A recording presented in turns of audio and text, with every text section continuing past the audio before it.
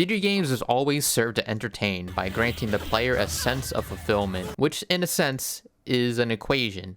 Time plus effort plus reward equals fulfillment. The means to achieve fulfillment and the type of fulfillment achieved is different for every game. Call of Duty, TF2, Fake TF2, and Fake TF2 Sequel are all fast-paced shooters that require very little time investment from the player to contribute to the overall success of a match, making them more casual. In the middle of the spectrum, you have League of Legends and Smash. Games that are easy to get into, where a new player can enjoy some wins time to time, but match them against the best, and they are donezo. Dick! Beneath the ease of accessibility, there are so many systems and mechanics beneath the surface that lots of time and effort are needed in order to be competitive.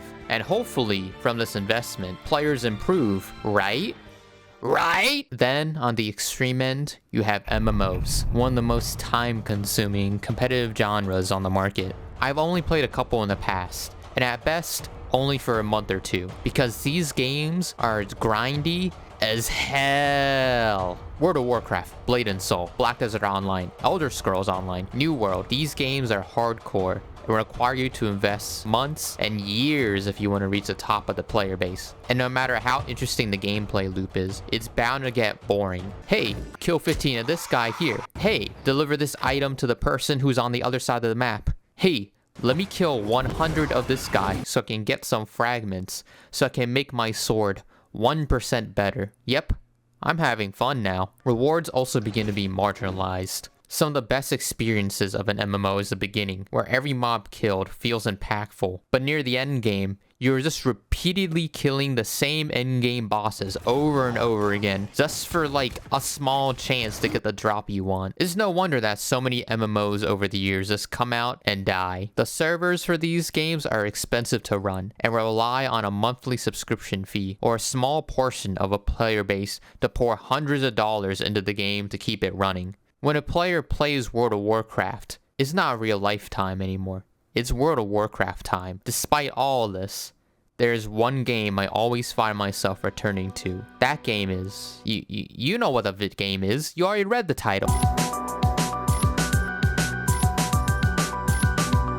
It began life as a random-ass flash game made in 24 hours all the way back in 2011. Over these past 10 years, the game has been maintained and regularly updated.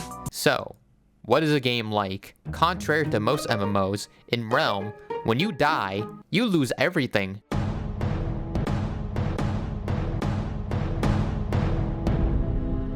You think there's some system that softens the blow to make it feel much less worse?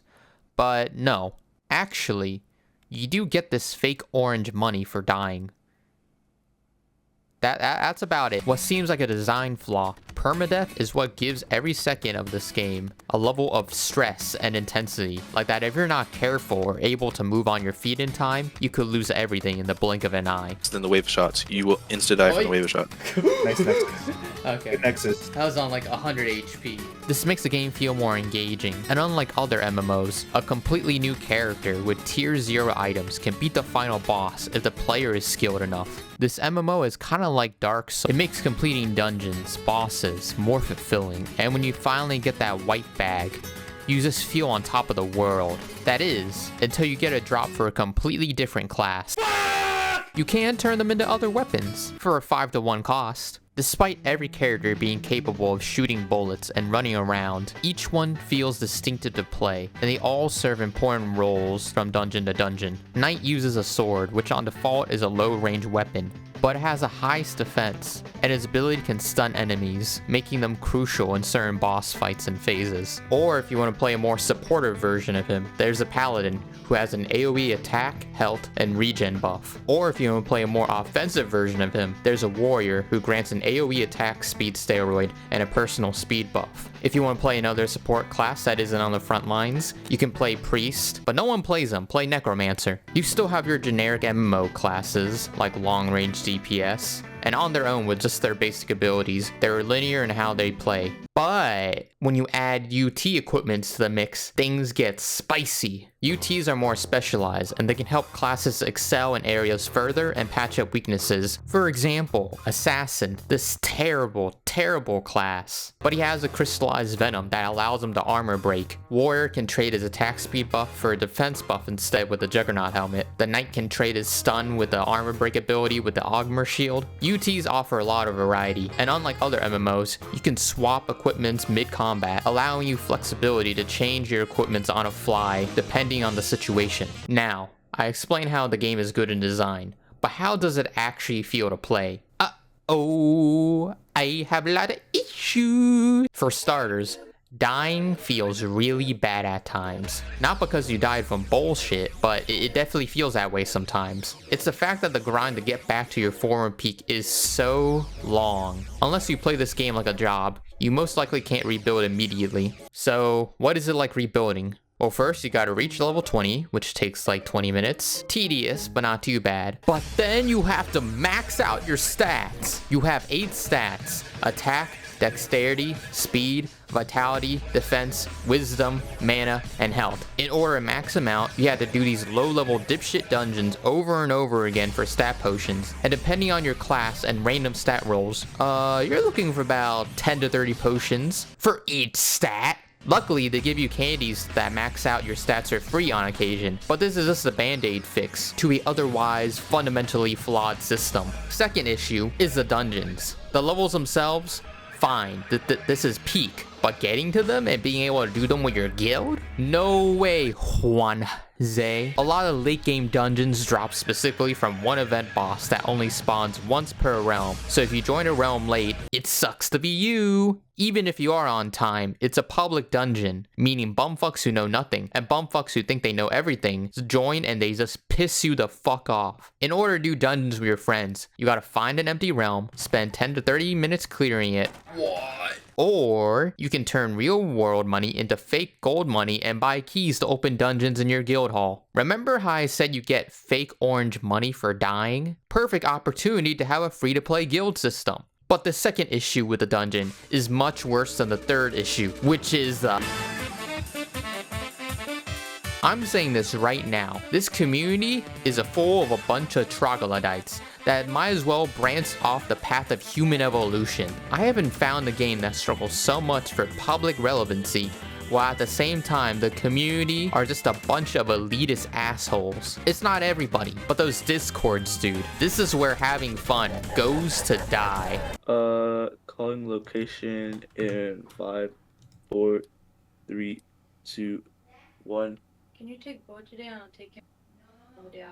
Why? There are discords specialized in running certain dungeons, but they are way too worried about efficiency. Each server has equipment and stat requirements.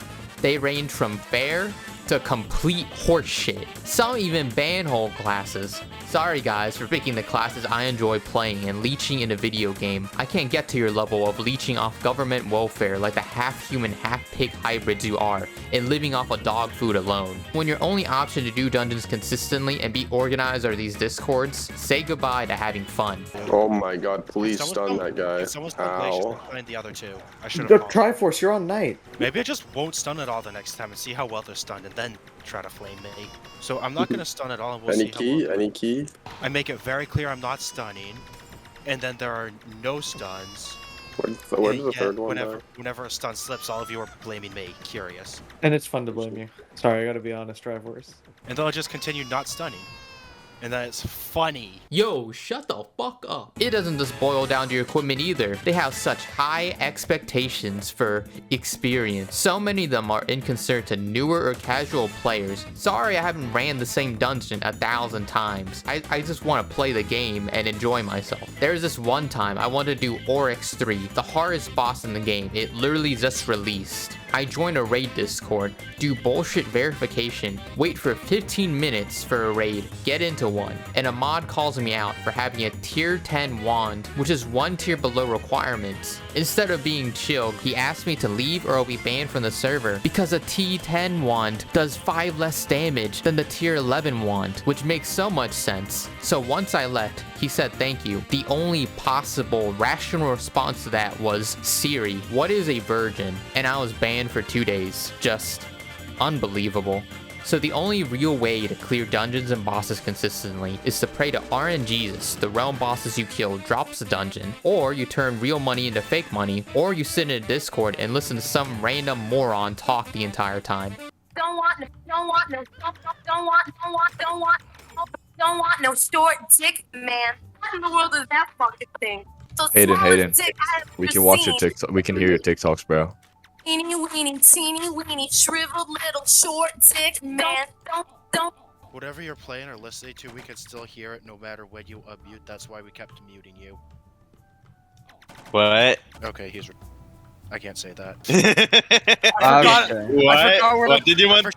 I'm a what? What's sad about the Discord is that they're the most efficient way to clear dungeons and get loot faster. But in exchange, you give away a lot of your freedom, but most importantly, your fun. I have met people who just wake up, join raiding Discords, and run dungeons all day long like it's a depressing 9 to 5 job. When the most efficient way is the least fun way, that's when you know a game is heading to its grave. But luckily, it can be fixed with a good developer, right?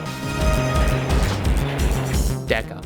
I praise them for their updates. They're always adding new content and updating older dungeons and classes to fit modern standards for the game. The Syndicate is out to get Oryx at any costs. In the end, it's a matter of vindication. They even ported the game from Flash to Unity. It's so much better than the last developer. However, the business majors there are a bunch of greedy bastards. Case 1 from earlier, please let us buy keys with fame. Case 2, the only thing you can spend fame on is pets, and to level them up, you gotta sacrifice your rare drops and never die, so when you do die, you have fame to feed your pets, which will take like 10 years to max. Case 3, fix your cash shop. Everything in this shop is mobile games level agreed. I once spent $25 for a random chance to get a skin. A random chance for pixels on a screen. So I'm so glad they got rid of the RNG loot box system, but still, this skin costs 1,500 realm gold, which is a little over $10. What the fuck? These are literal pixels. I'll tell you what I charge for them. $1. It's a matter of vindication. And remember how I mentioned the stat maxing system was ass? Well, there's one indie developer that actually found a solution. Trials of Titan. Instead of obtaining stat-specific potions, whenever you level up, you can place your points into any stat, granting player freedom on how to level up. However, DECA didn't like having competitor in the market and falsely DMCA strike the game where this man worked his whole ass off for a year, which meant that it only received a mobile game release, which meant he didn't receive any sustainable income from working on the game, and the game never released on Steam. Not to mention all the fan realm servers. Nilly's Realm, Revenge of the Fallen, etc. shut down like how Nintendo just shuts down fan games. And this brand new client, it has full screen, but it's actually a scam because they kept the same shitty view distance from the Flash client. DECA, there were Flash clients that gave you actual full screen and didn't lag like shit. Fucking load, hello? I also didn't mention how they kept hackers in the game since they spend so much money, or how they treated their content creators like shit. Just fuck DECA, man. Conclusion. Realm the Mad God is such a distinctive MMO, and a potentially great one, but it's held back by bad hardware, outdated game design, subhuman scum, and a greedy monetization system that forces you to spend money to actually have fun. So I'm gonna have to give this game a don't play it out of 10. Play it if you're looking to waste money and want a second job. And with that video finished, I'm finally done. I don't have to play Realm the Mad God anymore, baby! Woo! I'm free! Okay, I'm not free yet. I have one more thing to announce. I created a Patreon, so if you'd like to support my creative endeavors, give me money, but most importantly, convince my family this is a viable career path, please do that. Otherwise, like, comment, subscribe, do all the things you've already been doing. Join my Discord if you like that. With that said, I'm out of here. Peace.